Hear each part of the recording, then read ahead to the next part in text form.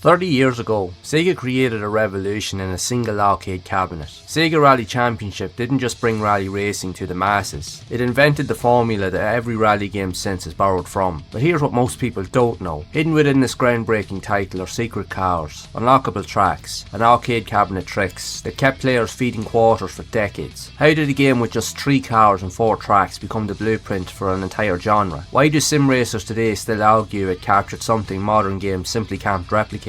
And what ingenious trick unlocks the legendary Lancia Stratos, one of Rally's most iconic machines? Stick around as we celebrate 3 decades of the game that set the standard for arcade rally racing, reveal the secrets that extended its arcade dominance, and discover why even now Sega Rally Championship remains as thrilling as the day it launched. And trust me, by the end, you'll understand why this 30-year-old arcade game changed everything.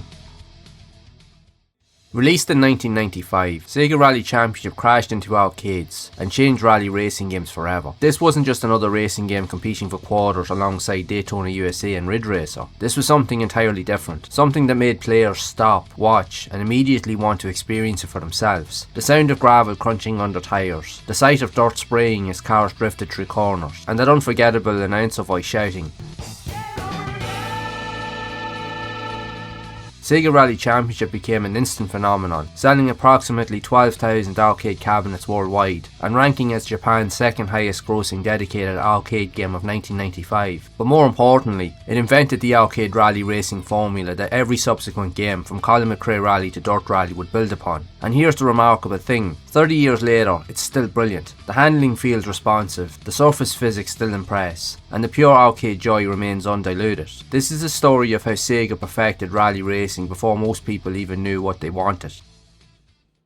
By early 1995, arcade racing was dominated by 2 titans. Namco's Ridge Racer had proven that 3D polygon racing could work beautifully, while Sega's own Daytona USA was printing money with its high-speed oval circuit action. But director Kenji Sasaki, a former Namco employee who had worked on Ridge Racer, wanted something different. Rally racing was considered taboo in Japan's gaming community. It wasn't glamorous like Formula 1 or accessible like circuit racing, but Sasaki saw potential. In his own references, we were after something in vogue in terms of motorsport racing, as we were keen on great engine sounds, cool cars and great sensations, and the obvious choice was rally.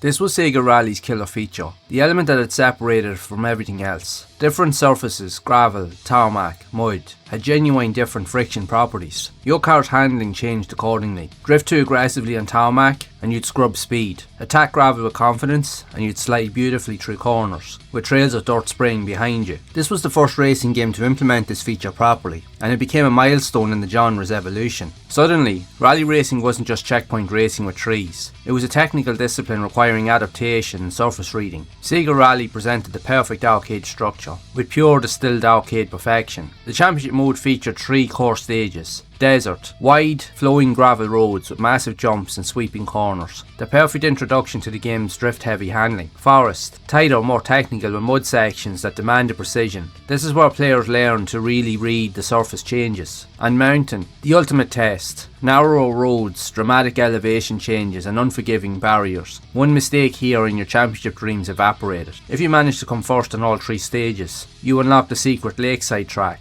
a gorgeous, challenging bonus course that became the ultimate bragging rights destination. The genius, you couldn't win the desert stage outright, you had to overtake as many opponents as possible, carrying your position into the forest stage, then fighting for the lead across multiple tracks. It created natural drama and ensured every race mattered. Players selected from 3 vehicles, with the Lancia Stratos unlockable via winning the lakeside track or through a hidden code. The Toyota Celica GT4, balanced stats, solid acceleration and handling. The beginner friendly option that was genuinely competitive in skilled hands. The Lancia Delta HF Integrale, superior stability and acceleration across mud and tarmac. The championship winning choice for many players. The Lancia Stratos HF, a 70s rally icon with quick acceleration and agile handling, but lighter weight and rear-wheel drive setup made it prone to oversteer. The expert's car that rewarded precision. But getting Toyota and Lancia's cooperation was no small feat. According to designer Tatsuya Mitsuguchi, they had no experience in driving those cars, but after repeated requests, both manufacturers provided feedback for testing. Lancia made even a gentleman's agreement allowing official logos with a formal sponsorship deal. The arcade cabinet itself itself was crucial to Sega Rally's success. The force feedback steering wheel,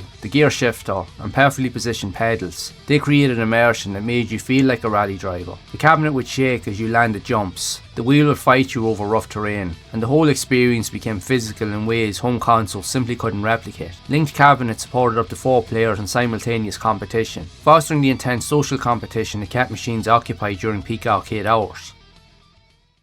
Development commenced at Sega AM3. Shortly after the studio's formation in 1993, the team comprised roughly 20 engineers and artists tackling unprecedented challenges. How do you simulate different surface types with vastly different friction properties? How do you maintain 60 frames per second while rendering 3D environments and calculating complex physics on limited arcade hardware? The breakthrough came from focusing on what mattered most. Rather than attempting realistic multi-body simulations, the team optimised surface-specific handling that felt authentic without overwhelming the hardware. They spent 3 weeks driving from the west coast of the United States to Mexico, photographing environments for texture mapping. Director Sasaki even drove into the mountains with his own car to rediscover why driving was fun, when doubts about the project's potential success crept in. The audio implementation leveraged the Model 2's Yamaha SESP sound processor brilliantly. Engine sound shifted dramatically with RPM and surface type using frequency modulation, and that distinctive co-driver announcer voice, a playful production choice delivered in a high-pitched tone that somehow worked perfectly. By late 1994, the game was essentially complete, and in February of 1995, Sega Rally Championship launched in Japanese arcades, and from that point on, the racing landscape would never be the same.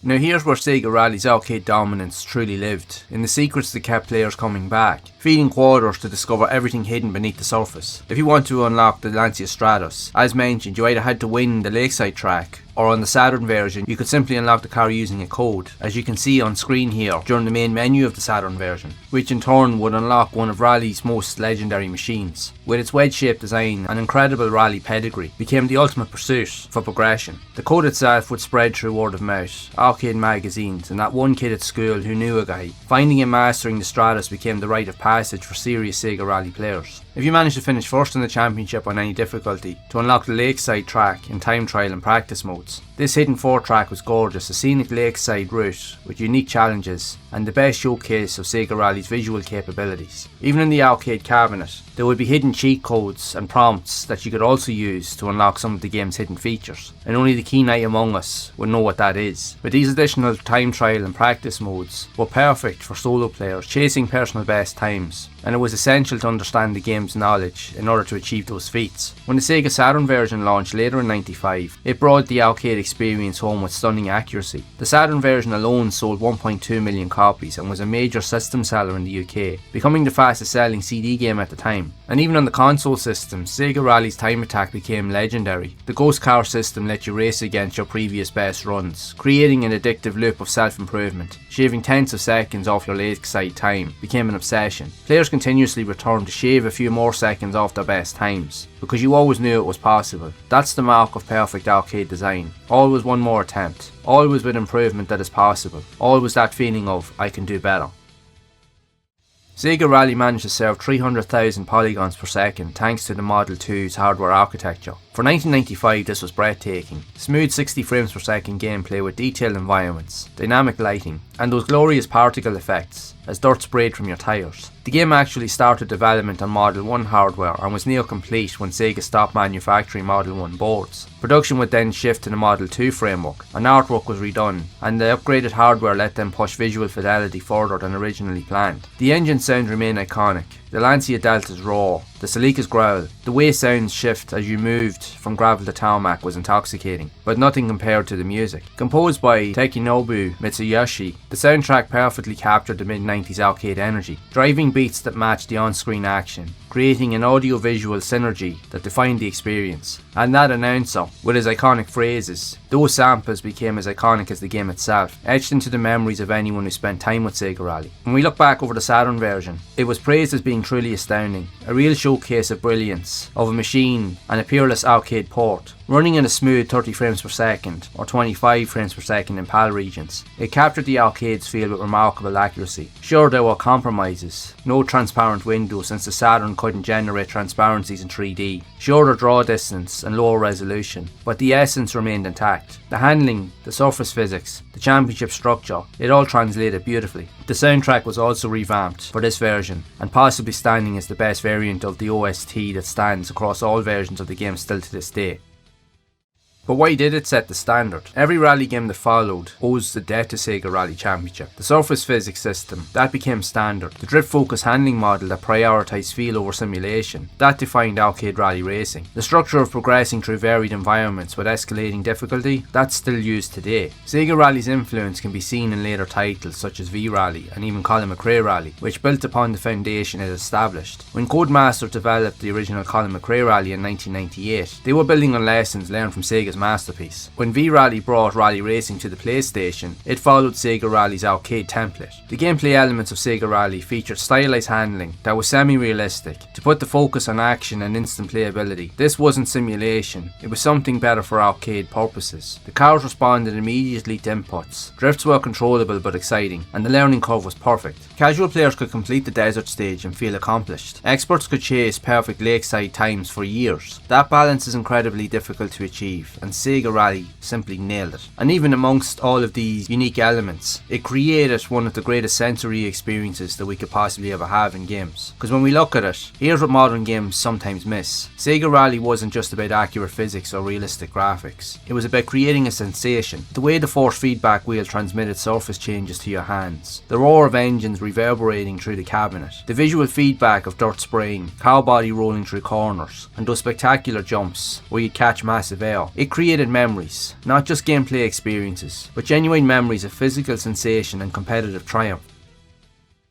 If we look at the evolution of the series from that point forward, with Sega Rally Championship 2 that was released on the Model 3 hardware and later ported to the Dreamcast in November of 1998, making it one of the first Japanese Dreamcast games. While it expanded content significantly with more courses and a 10-year championship mode, many felt it lacked the original's tight, focused brilliance. Sega Rally 2006, Sega Rally Revo, released in 2007, and Sega Rally 3 in 2008, followed each iteration trying to recapture the magic. Some succeeded more than others, but none quite achieved that perfect brilliance the original struck between accessibility and depth. If we look at it on a grander scale, the original Sega Rally Championship was the first, and it's still the best. Even with video game magazines and reviews, Computer and Video Games awarded the arcade version 93% in June of 1995, praising its overall quality and immersive rally feel. Edge magazine covered it positively in March of 1995, noting its technical achievements on Sega's Model 2 hardware. More importantly, players absolutely loved the game, and it sold over 12,000 arcade units and received a Platinum Award from the American Amusement Machine Association, cementing its commercial and critical success. But when we look at it, why is it that a 30-year-old game still stands tall amongst everything we see today? And why can't modern games replicate the magic that Sega Rally presented? I suppose when we look at it, there's just something about Sega Rally Championship that modern games struggle to capture. Maybe it's the simplicity, 3 cars, 4 tracks, pure focus on driving experience without dilution. Maybe it's the arcade design philosophy that prioritised immediate satisfaction over long-term progression systems. Or maybe it's that Sega Rally came from an era when arcade cabinets were designed to create experiences impossible at home. The force feedback wheel and cabinet shake, the social atmosphere of linked multiplayer, those elements combined into something greater than the sum of parts. Even its later sequels and modern rally games are technically superior in every measurable way. Better graphics, more realistic physics, vastly more content. But Sega Rally Championship still feels special because it wasn't trying to be a simulation or a career mode or a living service game. It was trying to be the most fun you could have with a steering wheel and 3 minutes to spare, and it succeeded perfectly.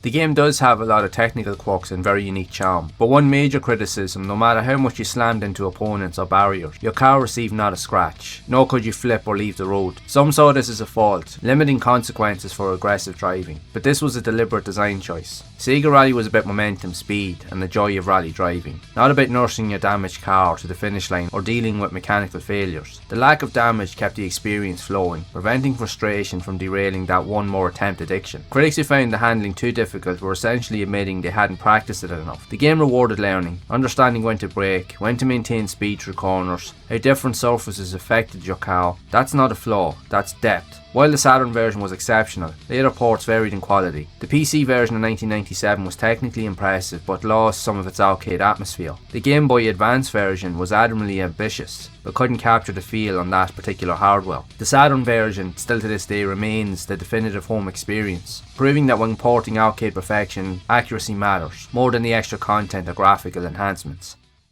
Sega Rally Championship wasn't just a great arcade game, it was a watershed moment that defined what rally racing could be in video game form. 30 years later, it remains a masterclass in arcade design, featuring responsive handling that still feels incredible, revolutionary surface physics that changed the genre, and that pure, undiluted sense of rally racing joy. It was a lightning in a bottle moment that was leaps and bounds ahead of anything else for its time, and dare I say is still better than many modern titles today. The hidden secrets and unlockables gave it longevity that extended it far beyond its compact content offering. Players didn't need 50 cars or 100 tracks, when 3 cars and 4 tracks were this perfectly crafted. Quantity over quality, focus over feature bloat. This is what gaming should be: understanding your medium, knowing your audience, and executing your vision with absolute precision. So here's my challenge to you: find a way to experience Sega Rally Championship. Track down a Saturn copy, visit an arcade that still has a cabinet, or explore emulation options. Feel that weight transfer through corners, experience a gravel differ from tarmac, unlock the Stratus and tackle Lakeside at maximum attack. Enter those secret codes and remember when games hid content to reward curiosity and dedication. Try to beat your best time and understand why players spent 3 decades chasing perfect runs. 30 years, that's 3 decades since Sega Rally Championship revolutionised rally gaming. 3 decades since it proved that surface physics and stylized handling could create arcade perfection. 3 decades since that first echoed through arcades worldwide. And you know what? It still holds up. The handling remains responsive, the challenge stays engaging, and the joy of a perfect drift through a gravel corner is as satisfying as it ever was. That's the mark of true greatness, not just being revolutionary for its time, but remaining excellent regardless of time. Be sure to like, hype and subscribe if you enjoyed the celebration of 30 years of Sega Rally Championship. Stick around as we've got more deep dives on the way of more arcade greats from Sega's impressive games catalogue that deserve recognition. Check out more videos on other Sega racing games, from ambitious examples to the forgotten exclusives that never left the home market. The Sega racing rabbit hole goes deep, and we'll be exploring every corner of it. Until next time, keep chasing those perfect lines. Remember that every surface requires adaptation, and most importantly, just get out there and drive. 30 years later, Sega Rally Championship is still waiting to show you why it remains the gold standard.